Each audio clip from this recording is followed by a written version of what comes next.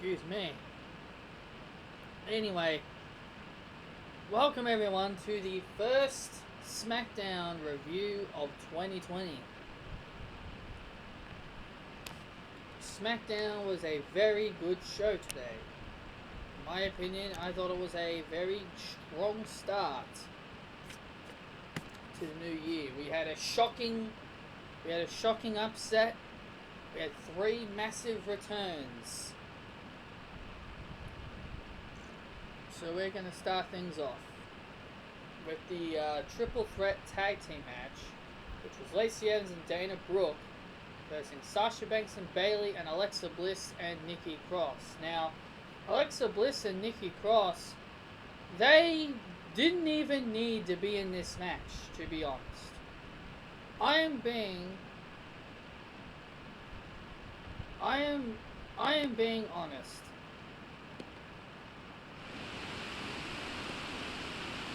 And I'm just giving you guys my honest opinion about it.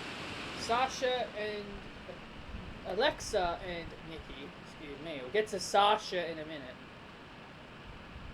Alexa and Nikki really didn't even need to be in this match. This match really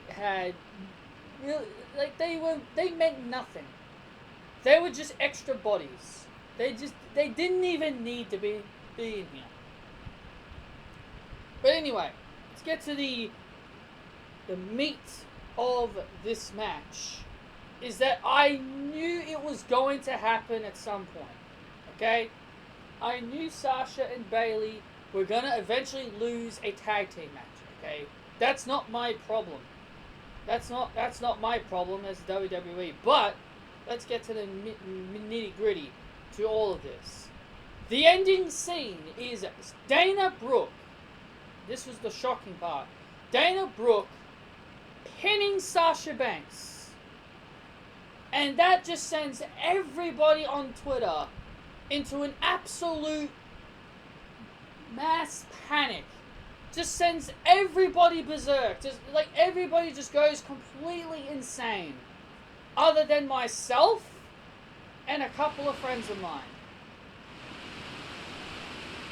Everybody on social media is calling Sasha buried because she lost to Dana Brooke. She was pinned by Dana Brooke. Everyone is saying Sasha's a loser, she's weak, the WWE's booked her like crap, whatever the word may be, whatever the most negative word you can think of when it comes to bad booking, they put Sasha in that category. They think this is what they can't. Fans cannot believe how terrible this is that Sasha Banks to lose to Dana Brooke. I mean, honestly, it's just one loss, guys, and this is my problem. The problem is I don't mind Sasha losing. I don't mind Sasha losing. My main problem is that everybody should know that Sasha isn't going to win every single match she's going to compete in. She's not going to win every single time. Another thing that I think people are forgetting is that if Sasha wins every match that she competes in, you're pretty much burying your entire division just to make Sasha look strong. Sasha can take a loss and she can easily bounce back. This loss, it does nothing for Sasha. It doesn't damage Sasha. It doesn't ruin any future plans for her in the future. It does nothing. Dana Brooke needed a big win. And what a big win it was. To get a win over Sasha Banks. You can't get any bigger than that.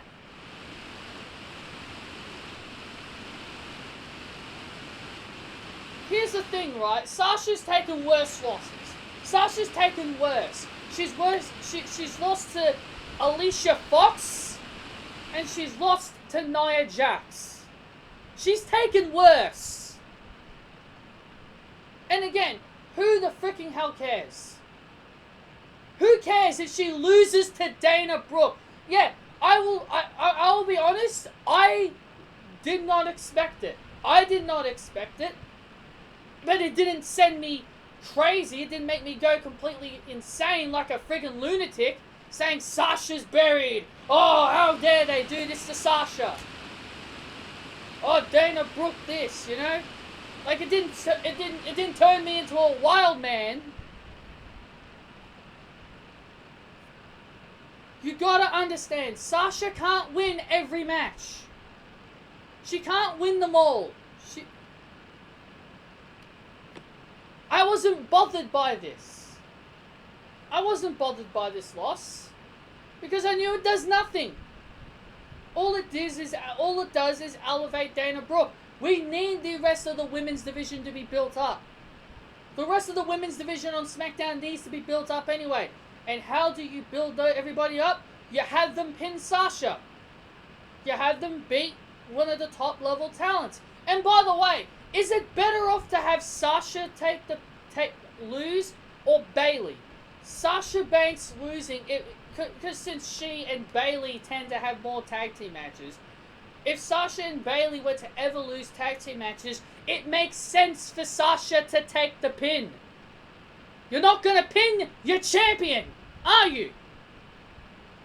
Oh, but you had Alexa Bliss and Nikki Cross there. If you could have just had Alexa Bliss and Nikki Cross take the pin.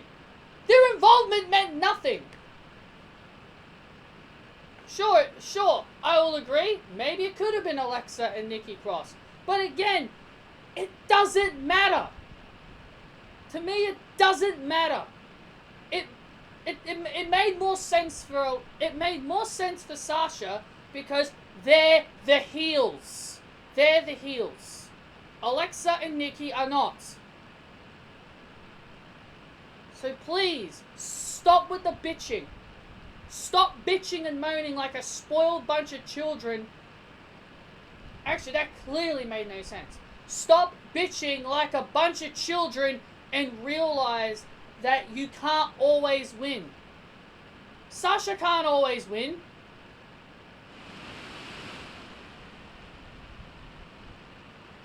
She can't. She can't win them all. So please, chill out.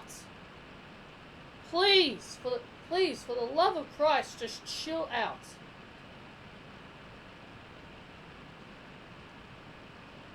Then we had, I almost said the name, even though I vowed I'd never say that name here. We had Chad Gable take on Dash Wilder in a singles match.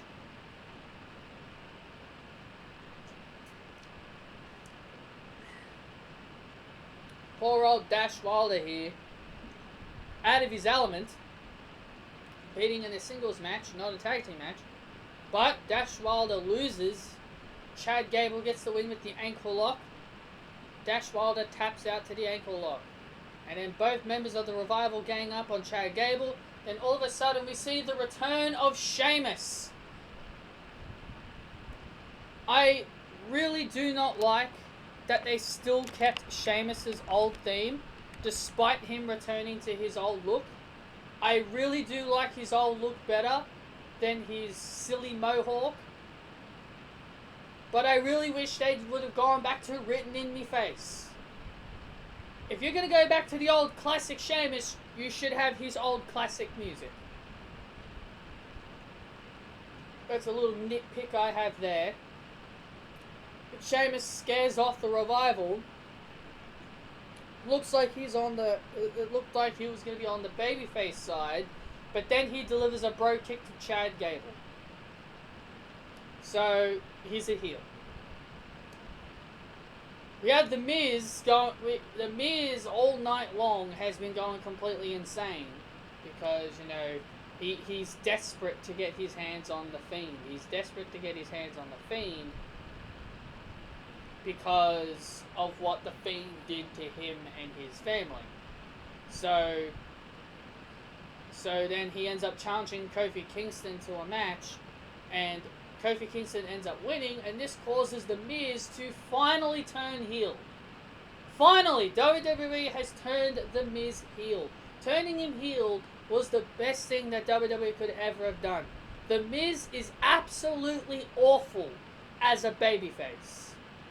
So now, Miz is transitioned back as a heel, and he should stay that way for the rest of his life. I do never want to see him as a babyface again. Miz completely sucks as a face. Fans were chanting, "You suck" at him, and the Miz was getting very pissed off that the fans betrayed him. I mean, come on, Miz. You're attacking Kofi Kingston. Otis prepared for his match. Mandy Rose was happy to see him.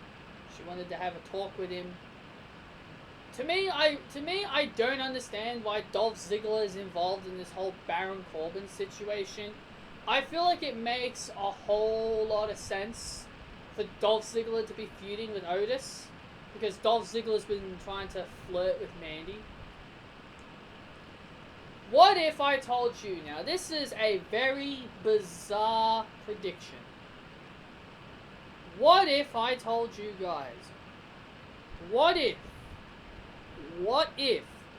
Dolph Ziggler's involvement in this storyline, what if that has to do with Sonya Deville? What if Sonya Deville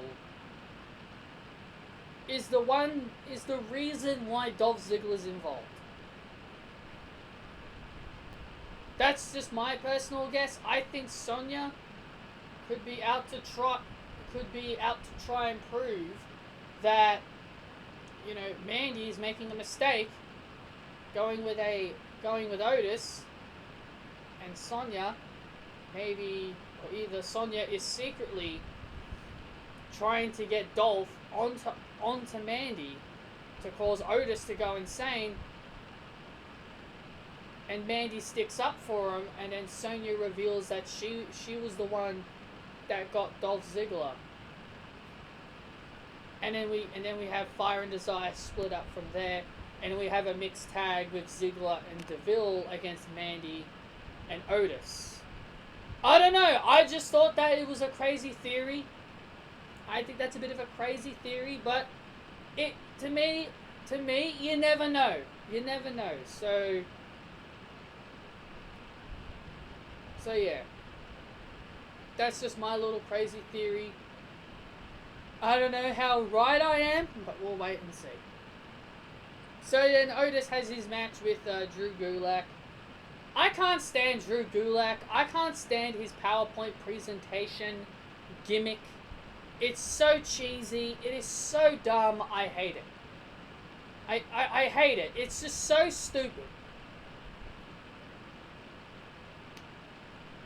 So he has 300 and something slides to prove why Mandy Rose will not date Otis. But Otis doesn't want to see the PowerPoint. He beats the snot. Otis decks Drew Gulak in the snars and gets the victory over Drew Gulak. And we had Braun Strowman take on Cesaro. I really didn't care for this. Braun Strowman got the win there. Also, John Morrison is back. I feel like this was not the right time to bring him back. I know John Morrison. I know WWE has obviously saved some big returns for 2020. But I feel like this was not the time to bring John Morrison in. I really felt like they should have saved him for the Royal Rumble. I really feel like they should have saved him for the Royal Rumble. The crowd really didn't react to him as much because it was a backstage segment. If John Morrison, if you really wanted John Morrison to help out the Miz, because he came to he was at Miz's locker room, in Miz's locker room. You could have had John Morrison come out while the Miz was having his scuffle with the New Day. But now that John Morrison and the Miz could potentially be getting back together, we could potentially see John Morrison and the Miz as SmackDown Tag Team Champions. Do I have a problem with that? Not really. No. I don't really have that much of an issue with it. as long as John Morrison is booked very well in his return, I am really, as long as he's getting championship golds and he's being very well protected, I think John Morrison will have a very good, successful return. So, and also, John Morrison being on Smackdown is the best decision that WWE has made. He is definitely best suited for Smackdown, and I feel like that they made a right call there. So yeah, those are my opinions on that. And then the main event was Roman Reigns and Daniel Bryan versus King Corbin and Dolph Ziggler. I think the match ended by no contest because the Fiend came out, attacked Daniel Bryan, and Corbin and Ziggler were about to pour more dog food on Roman Reigns, of course, because that's their only way of trying to get Roman Reigns. Let's just pour dog food all over the guy. And then we heard that famous music, Uso! Yeah, the Usos are back, baby. I will be honest, I did not expect this one at all. This one I did not expect. Well, actually, I didn't expect any of the returns that we got. I really didn't expect any.